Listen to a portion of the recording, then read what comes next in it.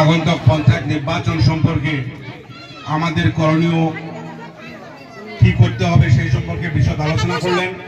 এখন আমি অনুরোধ করতেছি আমাদের জলেশ্বর মন্ডল কংগ্রেসের সভাপতি, আমাদের সকলেরই পরিচিত আব্দুল রশিদ সরকার সাহেবকে পঞ্চায়েত নির্বাচন সম্পর্কে হয়তো আমাদের পরামর্শমূলক আলোচনা করার জন্য আমি অনুরোধ করলাম।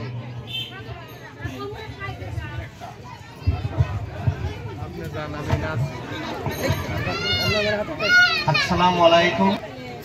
আজকের সভার সভাপতি সাহেব, কংগ্রেস দলের রাজ্যিক জেলা ব্লক তথা মন্ডল পর্যায়ের নেতৃবৃন্দ, তোর সঙ্গে আমার মুরব্বিয়ান সমাজ ভাই বোনেরা ও আমার মা বোনেরা, বন্ধুগণ, আসাম সরকার পঞ্চায়েত নির্বাচন 2টা পর্যায়ে অনুষ্ঠিত করছে। প্রথম পর্যায়ে আপার আসাম এবং দ্বিতীয় পর্যায়ে 7 মে লয়ের আসাম। তো আগামী 7 মে তারিখে আমাদের গোয়ালপাড়া জেলা পঞ্চায়েত নির্বাচন অনুষ্ঠিত হতে চলেছে। তাই এই পঞ্চায়েত নির্বাচন একটা গুরুত্বপূর্ণ বিষয় হয়ে গেছে, কেননা আপনারা জানেন আগন্তুক 26 সনে বিধানসভার নির্বাচন অনুষ্ঠিত হবে। বন্ধুগণ, আজকের এই 6 নং জলেশ্বর গাঁও পঞ্চায়েত তথা জলেশ্বর টাকিমারি আঞ্চলিক জেলা পরিষদের যে নির্বাচন আপনারা ভোটদান করবেন, এই ভোটদানটা আপনাদের বিরাট বিবেক বিবেচনারে করা লাগবে। কেননা আপনারা ভারতের সংবিধানে দেওয়া সব থেকে বড় স্বাধীনতা হলো ভোট দেওয়ার অধিকার। সেই ভোটটা আপনারা 7 তারিখে দিবেন, আর সেই ভোটের দ্বারা একজন নির্বাচিত হব, সে কমপ্লিট 5 বছর কাল সে তার দায়িত্ব সে পালন করব। বন্ধুগণ, আপনারা জানেন আগন্তুক পঞ্চায়েত নির্বাচনে জলেশ্বর পঞ্চায়েতে প্রত্যেকটা ইউনিটে অর্থাৎ বুথ পর্যায়ে একজন করে মেম্বার আপনাদের নির্বাচিত করা লাগবে। আর সেই আমাদের পঞ্চায়েতে 10টা ইউনিট আছে, অর্থাৎ 10 জন মেম্বার 10টা গ্রামে করে নির্বাচিত করা লাগবে। আর এবং সেই 10 জন মেম্বার তারা একজন প্রেসিডেন্ট নির্বাচিত করবে। তাহলে দেখা যায় যে মেম্বার, আঞ্চলিক সদস্য এবং জেলা পরিষদের সদস্য তিনটা ব্যালটে আপনাদের ভোট দেওয়া লাগবে। সেই জন্যই আমি আপনাদের বলছি যে আমার জলেশ্বর গাঁও পঞ্চায়েতে আঞ্চলিক সদস্য পদের প্রার্থী মোট 4 জন। ইডাপ দল থেকে প্রার্থী করেছে কাফির স্ত্রী এবং নির্দলীয় থেকে 2 জন প্রার্থী প্রতিদ্বন্দ্বিতা করেছে। একজন হলো আব্দুল মন্নাফ, উনির বেটার বউ, আর একজন হলো আমাদের প্রয়াত সিআরসি মুজিবার ডাক্তারের বেটি। আপনারা জানেন বিগত দিনে আপনাদের একটা জিনিস বিবেচনা করা লাগবে। বিগত দিনে আমি 2বার নির্বাচনে প্রতিদ্বন্দ্বিতা করে হেরেছিলাম, কিন্তু মানুষের সাথে যারা সম্পর্ক, সেই সম্পর্ক আমি কোনোদিন মানুষের সাথে সম্পর্ক আমি নষ্ট করি নাই। এবং সাধ্য অনুসারে আমি জলেশ্বর বাজার বিভিন্ন পর্যায়ে আমি কিছু উন্নত করেছি। আমার নেতৃত্বে জলেশ্বরের কিছু যুবক মানুষ নিয়ে এবং কিছু মুরব্বী মানুষ নিয়ে আমি 3 বিঘা 5,000 মাটি কিনেছিলাম, এবং আজকে সেই মাটির মূল্য হলো 1.5 কোটি টাকা। 1.5 কোটি টাকার সম্পদ আজকে সেইখানে হয়েছে। বন্ধুগণ, আরো আপনারা জানেন আমি একটা গরু হাট করছি, সেই গরু হাটে কমেও হাজার মানুষ সেই গরু হাটের দ্বারা জীবিকা নির্বাহ করতেছে এই গরু হাটের মাধ্যম দিয়া। বন্ধুগণ,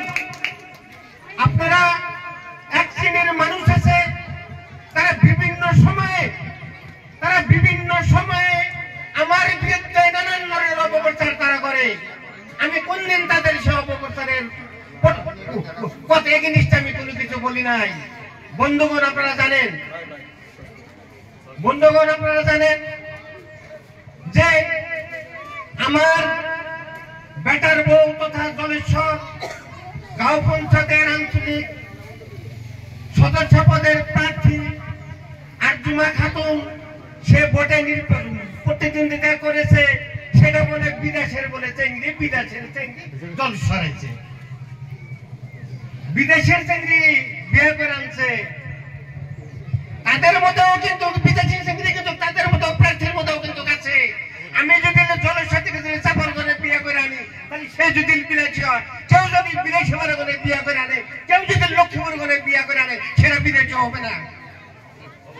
তাহলে তাদের এই হলো অবাস্তব কিছু কথা বলে, অবাস্তব কথা, যে কথার কোনো মূল্য নাই, যে কথার কোনো তুলনা নাই।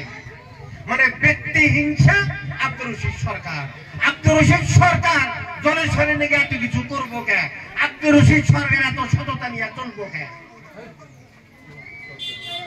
তো যাই হোক, সময় নাই, আপনারা ধৈর্য ধরে 1.5 ঘন্টার সময় আপনারা ধৈর্য ধরলেন। যেহেতু আমরা মিটিংটা বিকাল 2 ঘটিকায় ঘোষণা করছিলাম, আপনারা সময় মতো মিটিং আইছেন। রাজনৈতিক বক্তব্য বহুত আছে, তো বাস্তবমুখী আপনারা চিন্তা করে দেখেন। 4টা আঞ্চলিক সদস্য পদের প্রার্থী আছে, তার মধ্যে একজন আমার বেটা রেকিবুজ্জামান সরকার, জ্যোতি সে গোলপাড়া কোটির উকিল, তার স্ত্রী আঞ্জুমা খাতুন, আর বাদ বাকি 3 জন আছে। আমার পরিবার আছে, আমি আছি। প্রত্যেকটা ফ্যামিলির সাথে আপনারা যাবেন, তুলনা করবেন যে জলেশ্বরের কাম কাজের গুরুত্বটা কেরা দেয়, জলেশ্বরের কোন ফ্যামিলির মানুষ আপাতত জলেশ্বরের কথা ভাবে। এই তুলনা করে যদি আমি আপনাদের বিবেচনার ভিতরে পড়ি, আর তাদের থেকে যদি অল্প যদি আমি বেশি যদি আমার গুণ থাকে, তাহলে আপনারা ভোটটা আমাকে দিবেন, এবং আমিও আমার বেটার ভোট জন্য আপনাদের কাছে ভোটটা আবদার করব। সেটা আমি আপনাদের বিবেকের উপরে ছেড়ে দিলাম। কারণ নির্বাচনে একজন সঠিক মানুষকে নির্বাচিত করতে হবে, সঠিক পরিবারের মানুষকে নির্বাচিত করতে হবে, যে তাদের দ্বারা এই সমাজের জলেশ্বর পঞ্চায়েতের কাম করা সম্ভব হবে। তাই আপনারা বিবেচনা করবেন। যদি আপনাদের বিবেচনার মাঝে আমার পরিবার, আমাদের প্রার্থী ভারতীয় জাতীয় দলের কংগ্রেস দলের মনোনীত প্রার্থী আরজুমা খাতুন যদি আপনাদের বিবেচনায় আসে, তাহলে আপনারা আমাকে ভোট দিবেন। এই আকুল আহ্বান আমি আপনাদের প্রতি করলাম। আর একটা কথা হইল, 2 নং জলেশ্বর টাকিমারি জেলা পরিষদের ভারতীয় জাতীয় কংগ্রেস দলের মনোনীত প্রার্থী মুনরা খাতুন, উনি আপনারা জানেন হামিদুল হক, যিনি আগে কাউন্সিলর ছিলেন এবং গোলপাড়া জেলার চিফ কাউন্সিলর উনি হয়েছিলেন। মানে তখন 84টা পঞ্চায়েত ছিল গোলপাড়া জেলার, 84টা পঞ্চায়েতের উনি কাউন্সিলর করে হেড ছিলেন। উনি সুযোগ্য সন্তান প্রিন্স, এবং আপনারা সবাই জানেন নাসির প্রিন্সের মামা। নাসির আপনাদের সবারই পরিচিত, মিন নাসির। আমি আপনাদের কাছে আহ্বান করি, আপনারা জেলা পরিষদের আমাদের কংগ্রেসের মনোনীত প্রার্থী মুনরা খাতুনের আপনাদের মূল্যবান ভোট দিয়ে জয়যুক্ত করবেন। আর বেশি কিছু বলি না, আমার বক্তব্যের মাঝে যদি কোনো ভুল ত্রুটি হয় আপনারা ক্ষমা করবেন এবং আমিও ক্ষমা প্রার্থী নিব। জয় হিন্দ। ধন্যবাদ। আমার সরকার ভাই সাহেব যথেষ্ট গুরুত্বপূর্ণ কথা আলোচনা করলেন। তো এখন মনে করি প্রচন্ড গরমের ভিতরে অসংখ্য ধৈর্য করে আপনারা বহু সময় ধরে বসে আছেন। তো মনে করি আমি যে আমাদের বক্তব্য দেওয়ার মতো বহু বক্তা আছে, কিন্তু আমাদের শোনার মতো ধৈর্য নাই, এইটাই আর কি, যার জন্য আমি সভাটা সংক্ষিপ্ত করে আনতেছি। এখন আমি অনুরোধ করছি আমাদের জলেশ্বর টাকিমারি জেলা পরিষদের কংগ্রেস আই দলের মনোনীত প্রার্থী মনোয়ারা বাইদো সাহেবানীকে ওনার সংক্ষিপ্ত পরিচয় আপনাদের সঙ্গে তুলে ধরার জন্য।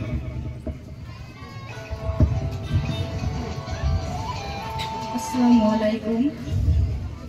উপস্থিত আজকে সবার সভাপতি সাহেব, উপস্থিত সম্মানীয় রাজ, আমার নাম মিস মনোয়ারা খাতুন, স্বামী মমিদুল হক প্রিন্স, শ্বশুরের নাম হামিদুল হক চিফ কাউন্সিলর, মামা শ্বশুরের নাম মীর নাসিরউদ্দিন আহমেদ, 15 নং জলেশ্বর টাকিমারি জিলা পরিষদৰ সদস্য, ভারতের কংগ্রেস দলের মনোনীত প্রার্থী। আমি সেই জন্য আপনাদের কাছে একটাই অনুরোধ করব, আমাকে আপনারা হাতের ছবিতে ভোটটা দিবেন, দিয়ে আমাকে বিপুল ভোটে আপনারা জয়যুক্ত করবেন। আমি আপনাদের কাছে আশা রাখলাম, আমার জন্য আপনারা দোয়া করবেন। আমি যদি এই নির্বাচনে জিততে পারি তাহলে আমি আপনাদের সাথে থাকব, আপনারা আমাকে সবাই সহযোগিতা করবেন।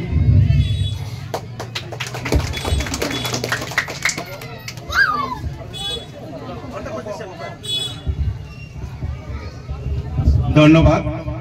আমাদের জেলা পরিষদের মনোনীত প্রার্থী নিজের পরিচয় দাঙ্গি ধরলেন। আপনারা সকলেও দেখলেন যে আমাদের জেলা পরিষদের প্রার্থী মনোয়ারা খাতুন। তো এবারে আমি অনুরোধ করছি আমাদের জলেশ্বর আঞ্চলিক জেলা সদস্য কাউন্সিলরের পদের প্রার্থী আমার আরজুমা খাতুন সাহেবানীকে ওনার পরিচয় তুলে ধরার জন্য আমি অনুরোধ করলাম।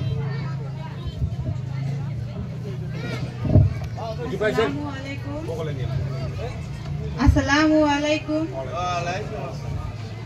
আজকের এই নির্বাচনী সভার মাননীয় সভাপতি সাহেব, সভায় উপস্থিত কংগ্রেস দলের বিভিন্ন প্রান্তের বিভিন্ন পর্যায়ের নেতৃবৃন্দ সকল, মুরব্বিয়ান সমাজ,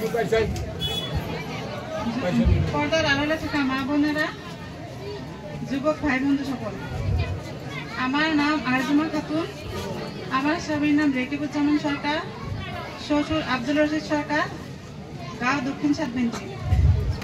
আগামী 7 মে তারিখে পঞ্চায়েত নির্বাচন অনুষ্ঠিত হবে। আমি 6 নং জলেশ্বর গাঁও পঞ্চায়েতের আঞ্চলিক সদস্য পদে ভারতীয় জাতীয় কংগ্রেস দলের মনোনীত প্রার্থী হিসাবে আপনাদের কাছে অনুরোধ করে জানাতেছি যে আপনাদের মহামূল্যবান ভোট, হাতের ছবি আমাকে ভোট দিয়ে বিপুল ভোটে জয়যুক্ত করবেন বলে আশা রেখে আমার বক্তব্যের ভুল ত্রুটি ক্ষমা চেয়ে আমার বক্তব্য আমি এখানে শেষ করলাম। আসসালামু আলাইকুম। আমার জন্য সবাই দোয়া করবেন। ধন্যবাদ। আমাদের আঞ্চলিক সদস্য ওনার পরিচয় উনি তুলে ধরলেন এবং সবার কাছে ভোটের আবদার করলেন, ওনার জন্য দোয়া রাখবেন। তো এবারে আমি অনুরোধ করি আমাদের আসাম প্রদেশ কংগ্রেস আই দলের লিগেল সেলের উপসভাপতি, আমাদের সকলেরই পরিচিত আমার মামা আবুল ফজল নাসিরউদ্দিন মোল্লা ওরফে রোজ, তাকে রোজ বলে আমরা জানি, রোজ সাহেবকে পঞ্চায়েত নির্বাচন সম্পর্কে আমাদের একটু পরামর্শমূলক আলোচনা করার জন্য আমি অনুরোধ করলাম। আসসালামু আলাইকুম। শ্রদ্ধাস্পদ আজকের এই কর্মী সভার সম্মানিত সভাপতি সাহেব, মঞ্চে উপবিষ্ট আমার মুরব্বী সমাজকর্মী, অবসরপ্রাপ্ত শিক্ষক জনাব আজিবুর রহমান সাহেব, আমিরুজ্জামান খান সাহেব, ছোট ভাই ওসমান গনি মোল্লা সাহেব, আমার ভাই সাহেব বোন জামাই আব্দুর রশিদ সরকার সাহেব, বড় ভাই এক্স চেয়ারম্যান আবুল কালাম আজাদ সাহেব এবং মঞ্চে উপবিষ্ট প্রার্থীগণ, দুইজন প্রার্থী আছেন জেলা পরিষদের এবং আঞ্চলিক পঞ্চায়েতের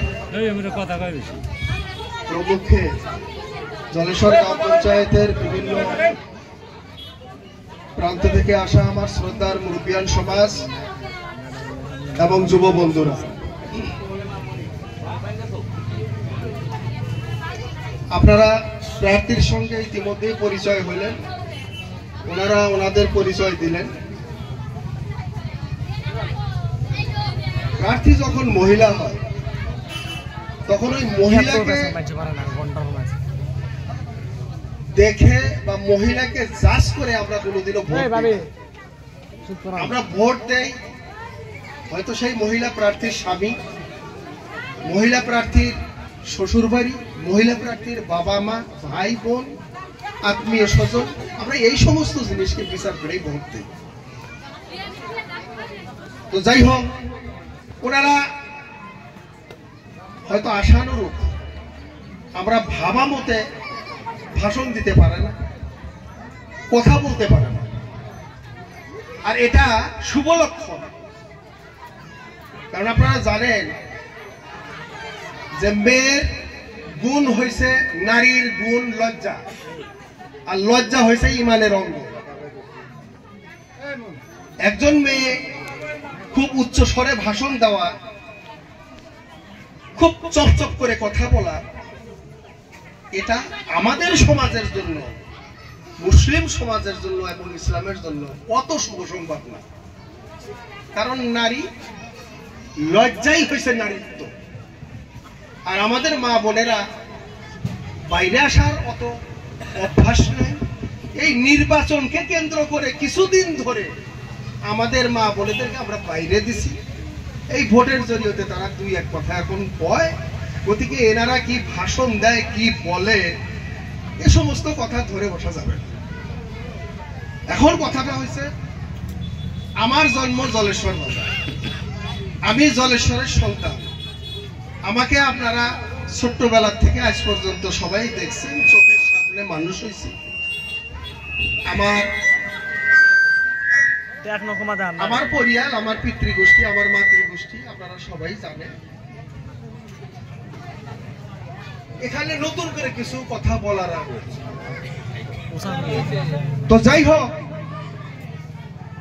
যখন পঞ্চায়েত ইলেকশনের কথা আসছে, একটা কথা আমি বলি, আর এই কথাটা বলার দরকার আছে। না সবাই হয়তো জানে না। আজকের যারা সন্তান, আজকের যারা স্কুল কলেজের ছাত্র, এই পৃথিবীতে 195টা রাষ্ট্র আছে,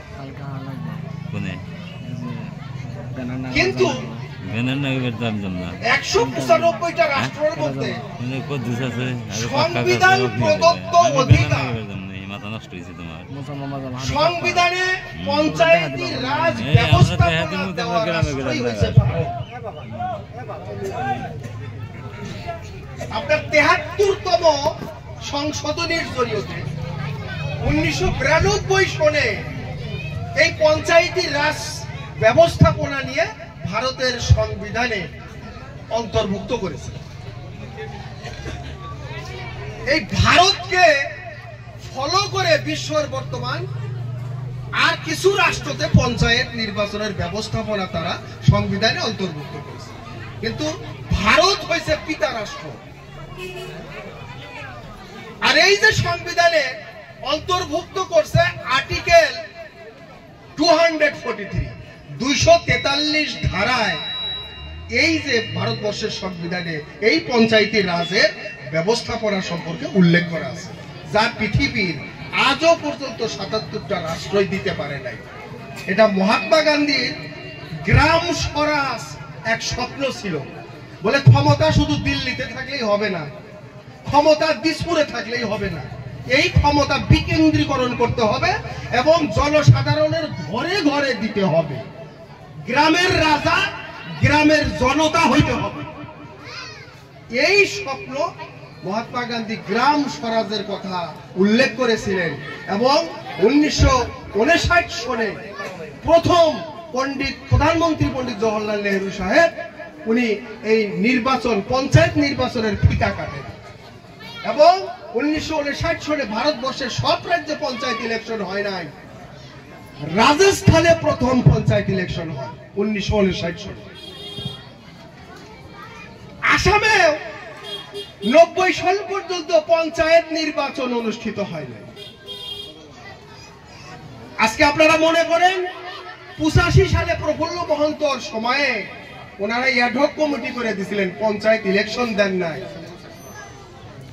কিন্তু আফজালুর রহমান সাহেব 91 সনে উনি পঞ্চায়েত মন্ত্রী হন, পঞ্চায়েত সমষ্টি গঠন করেন, জলেশ্বরে ব্লক দেন, নায়েরালগায় ব্লক দেন, বড়ইমারিতে 6 ব্লক দেন এবং উনি পঞ্চায়েতের সমষ্টি বানিয়ে 92 সনে এই পঞ্চায়েত ইলেকশন হয়।